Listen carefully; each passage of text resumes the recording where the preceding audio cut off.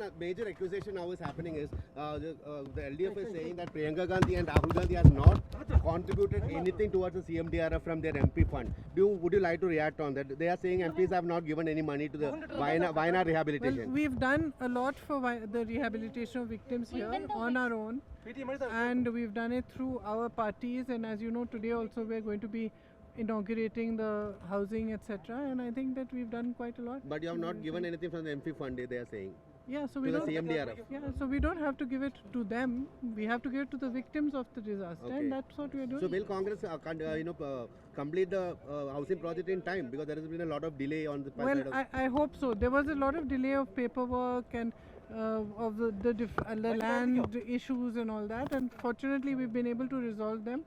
So hopefully we'll build and be able to do something good soon. Okay. Even the left Thank government you. is saying that Congress, it's been 2 years and even now they're only laying the foundation stone and the When LDF the government is township is Well, ready. well, I would say that in identifying the land it took a long time, also partly because of the dragging of the feet by the state government. Had they been more cooperative with us at that point, we would have been able to do it earlier. So is there any timeline now that by when? Well, when our we- timeline is already passed, I would say. We should have been able to do it. I'm just happy that at least we've got all the clearances. They took a very long time to clear this project. So are you happy after the Disha meeting, the Yes, I'm happy. evaluation? Yes, I'm happy. One of the central problem that everybody is facing, I think every different scheme, is a lack of funding from the central government.